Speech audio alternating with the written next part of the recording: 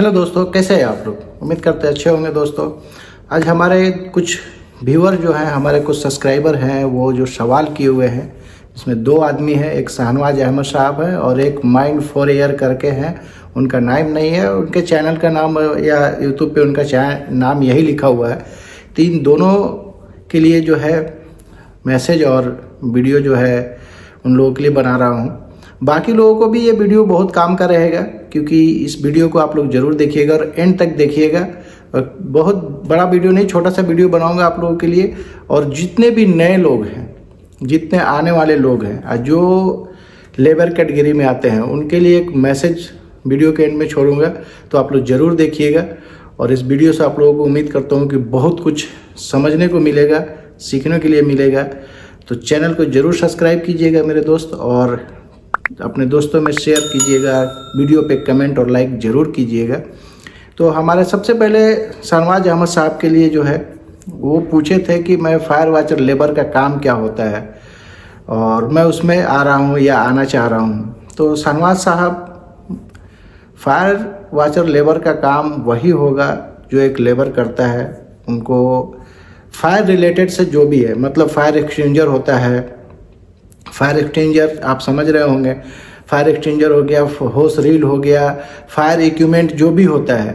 तो लेबर का काम यही होगा। आप जैसे फायर वॉचर है, आपके साथ सीनियर है, तो आप हो सकता है कि आप उसके साथ जब फायर वॉचर जब जहाँ उसकी जॉब लगेगी, जहाँ उसका काम होगा, फायर वॉचर का एक्चुअली काम क्या होता है कि जहाँ पे मतलब आग लगने की संभावना, काम हो रहा है, जैसे कहीं कटिंग हो रहा है, कहीं वेल्डिंग हो रहा है, कहीं ग्राइंडिंग हो रहा है, कहीं गैस कटिंग हो रहा है, इस तरह का जो भी काम हो रहा है, और वहाँ पे आसपास जो है सामान है जिससे उसके वजह से आग लग सकता है, तो फायर वॉचर वहाँ पे खड़ा होकर के वो काम को कराता है और वहाँ देखता है। और अपने साथ में फायर एक्सटिंग्विशर रखता है, जो इक्विपमेंट फायर को बुझाने में काम आती है, उस इक्विपमेंट को अपने साथ रखता है। तो उसके लिए यही काम होगा कि आप उसके साथ फायर एक्सटिंग्विशर लेके जाएंगे, होस रील ओपन करेंगे, जो भी उसके अंदर जो भी आएगा, जैसे कुछ ऐसा डस्ट है, कोई एरिया है डटी है और वहाँ पे पेपर, कार्टून ये सब रखा हुआ और फायर वॉचर के अंडर आता है, तो हो सकता है कि वो सब क्लीन करना हो,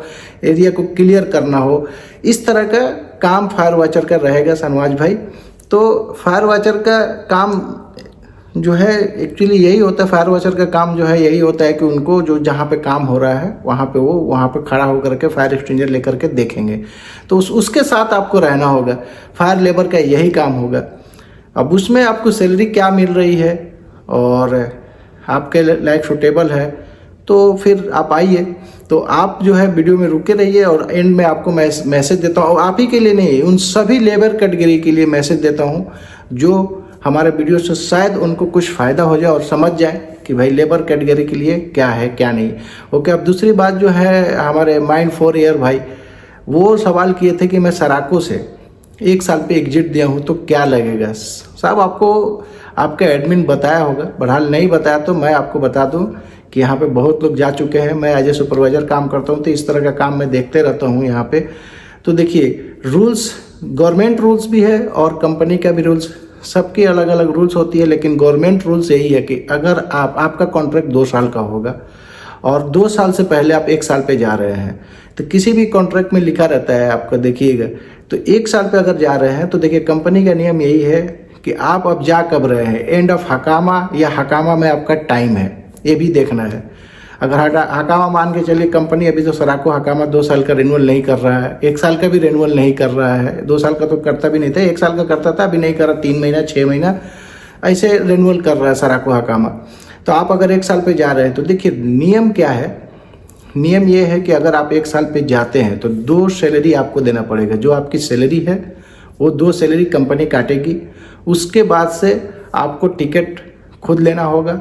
उसके बाद से आपका हकामा का पैसा, अब उसमें देखना कि आपका हकामा कितना दिन बैलेंस है।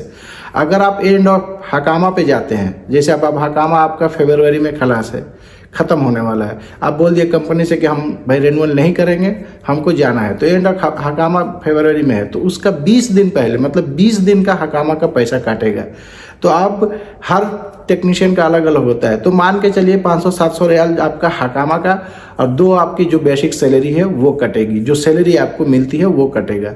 तो इसके हिसाब से आप अपना हिसाब लगा सकते हैं कि आपका ये लगेगा, ठीक है। जो आपका हिसाब होगा 1 साल का, वो हिसाब आपको कंपनी देगी।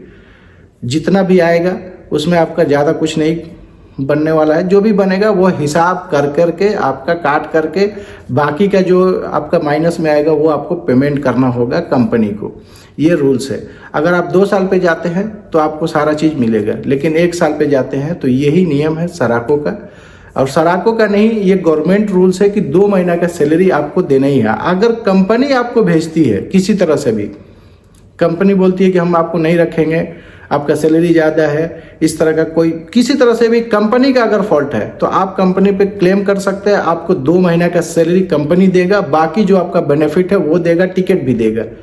लेकिन अगर आप खुद से रिजाइन देते हैं, इसको रिजाइन कैटेगरी में कहा जाता है, क्योंकि ये एग्जिट नहीं है, ये रिजाइन है। तो अगर रिजाइन आप देते हैं तो रिजाइन दीजिएगा तो आपको 2 महीना का सैलरी और 20 दिन हकामा का पैसा हो सकता है। एग्जिट तो मुश्किल नहीं, एग्जिट का पैसा नहीं लगेगा, हकामा का पैसा और टिकट आपको खुद से लेना पड़ेगा, टिकट कंपनी नहीं देगी।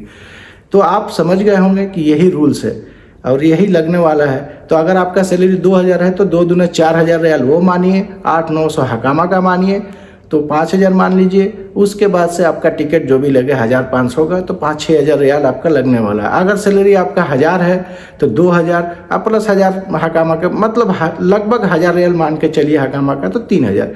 अगर आपका 500 सैलरी है तो 1000। इसी तरह से ये लगने वाला है दोस्त। अब आप समझ गए होंगे कि आप अपना कैलकुलेशन और हिसाब बना लीजिएगा, आपको समझ में आ जाएगा कि आपका कितना लगने वाला है। आप अपने एडमिन से कहिए, आपको एग्जिट आने से 2 दिन 3 दिन 4 दिन पहले एग्जिट लगने से आपका हिसाब जो है आता है, वो कंपनी जो है आपको पेपर बना के देती है, वो आप मांग सकते हैं अपने एडमिन से, आपको देगा। अब रह गए दोस्त जो लेबर क्लास के लोग हैं, जो लेबर कैटेगरी में आना चाहते हैं, जैसे हमारे शाहनवाज भाई हैं, बोल रहे हैं कि हम जो है लेबर में आ रहे हैं और फायर वॉचर लेबर में। देखिए दोस्त, लेबर ही होता है, आप कभी भी सक्सेस नहीं कर पाइएगा। लेबर का काम चाहे आप यहाँ कीजिए, इंडिया में कीजिए, किसी दुनिया किसी को ना। हाँ, एक जगह है, मैं आपको बताऊंगा, वहाँ अगर लेबर में चले जाते हैं तो आपकी बल्ले बल्ले है, मैं बताऊंगा वो। पहले ये सुन लीजिए, अगर गल्फ में आप आ रहे हैं, अगर लेबर कैटेगरी में, तो हमारे हिसाब से दोस्त कभी मत आइए, कभी भी आप खुशहाल नहीं रहिएगा, क्योंकि लेबर कैटेगरी लेबर है। 1000-1200 सैलरी मिलेगा दोस्त, उसमें आप खाना पीने का 300-350 नेट वगैरह का 400 मान के चलिए, 450 मान के चलिए, चला जाएगा। बचेगा क्या मेरे दोस्त? अगर ओवर टाइम वगैरह मिलता है तो 1000-1500 आप बचा करके घर पे बेचते हैं। लेकिन लेबर ही होता है दोस्त, मेहनत का काम भी है और कैटेगरी लेबर का ही है। तो मैं एक राय दूंगा आप लोगों को कि अगर आप पढ़े लिखे हैं, मैट्रिक इंटर किए हुए हैं, तो आप जाइए 20 से 25 हज़ार रुपया लगाइए। आप जहाँ भी हैं, जमशेदपुर में, अब तो पता नहीं आप कहाँ से हो, लेकिन कोर्स होता है, आरओ ऑपरेटर का कोर्स कर लीजिए, WTP का कोर्स कर लीजिए, लिफ्ट टेक्नीशियन का कोर्स कर लीजिए, फायर अलार्म टेक्नीशियन का कोर्स कर लीजिए, टेक्नीशियन कोर्स कर लीजिए। 3 से 4 महीने में वो लोग कोर्स कराता है और आपको सर्टिफिकेट देता है, काम भी करा देता है, बढ़िया सैलरी में आइएगा, इज्जत भी रहेगा। लेबर में मेरे दोस्त, अगर आपको गल्फ में आना है तो हम कहेंगे कि लेबर में आप आने की कोशिश मत कीजिए। लेबर का ज़िंदगी बहुत बेकार है, ज़िंदगी भर आप वही। अब देखिए, बहुत तरह की है बात होती है, बहुत से लोगों के साथ बहुत से प्रॉब्लम होता है, अब उनका प्रॉब्लम वही जानते हैं। लेकिन अगर मेरी राय मानिए तो आप लेबर कैटेगरी में गल्फ में कभी मत आइए, क्योंकि लेबर ही होता है। अगर थोड़ा सा आप मेहनत करके अगर कोई काम वहाँ सीख लेते हैं, सबसे बेहतर, अगर पढ़े लिखे हैं तो आप चले जाइए, आरओ ऑपरेटर का काम सीखिए, WTP का काम सीखिए, बहुत से कैटेगरी है दोस्त, उसमें सीखिए और टेक्नीशियन ग्रुप में आइए, उसमें पैसा अच्छा कमाइए, इज्जत भी रहेगा, काम भी कम रहेगा और आपका रिस्पेक्ट भी रहेगा और अच्छा पैसा भी कमा सकते हैं और आगे का भविष्य भी बना रहेगा कि आगे आप यही चीज़ कर सकते हैं। हाँ, अगर आपको लेबर कैटेगरी में जाना ही है तो आप जाइए यूरोप जाइए, बहुत से एजेंसीज है अभी काम करा रही है, सना इंटरनेशनल भी काम करा रहा है। लेबर अगर जाना है लेबर में, उनके पास भी लेबर कैटेगरी का बहुत सा आया हुआ है, गल्फ का ही, कुवैत वगैरह का, उसमें अच्छा सैलरी है। लेकिन अगर लेबर में जाना है तो फार्म लेबर है, बहुत से है, पैकिंग हेल्पर है, ये सब है। इस तरह के काम में आप यूरोप जाने का कोशिश कीजिए। पैसा तो लगेगा दोस्त, पैसा लगेगा, लेकिन हाँ, अगर पैसा कमाना है, लेबर में आने का मकसद ये है कि आप अपना टाइम यहाँ पर बिताना चाहते हैं पैसा कमाने के लिए और किसी चीज़ के लिए नहीं। तो अगर लेबर कैटेगरी में आना है तो आप गल्फ में मत आइए, यूरोप में जाइए, यूरोप में ट्राई कीजिए। यूरोप में जाइएगा, सैलरी बहुत अच्छा मिलेगा और वहाँ पे आप काम भी कीजिएगा तो आपको फील नहीं होगा। पैकिंग हेल्पर वगैरह में चले जाइए किसी तरह भी, और वहाँ जा कर के पैसा कमाइए। और अच्छा खासा सैलरी है, 70-80 हज़ार रुपये, 50-60 हज़ार रुपये सैलरी मिल जाता है पैकिंग हेल्पर में। खाना पीना कंपनी देगी और यूरोप होता है दोस्त, लाइफ बन जाएगा। वहाँ पे बहुत से चांसेस जो है बनी रहती है। तो शाहनवाज भाई, बाकी हमारे जो दोस्त हैं लेबर कैटेगरी में आना चाहते हैं, उम्मीद करते हैं कि इस वीडियो से उन लोगों को बहुत कुछ सीखने और समझने को मिलेगा। इसलिए जो भी हमारे दोस्त नए हमारे चैनल पे, तो चैनल को सब्सक्राइब करना नहीं भूलिएगा। आपके सब्सक्राइब करने से मुझे एक मोटिवेशन मिलता है, मुझे एक आगे बढ़ने का चांस मिलता है, तो मैं वीडियो बनाने की कोशिश भी करता हूँ। तो प्लीज़ सब्सक्राइब कीजिएगा, कमेंट कीजिएगा और लाइक और शेयर करना नहीं भूलिएगा। अल्लाह हाफिज़। फिर मिलेंगे किसी इसी तरह का किसी दोस्त के सवाल पे और किसी अच्छी वीडियो में।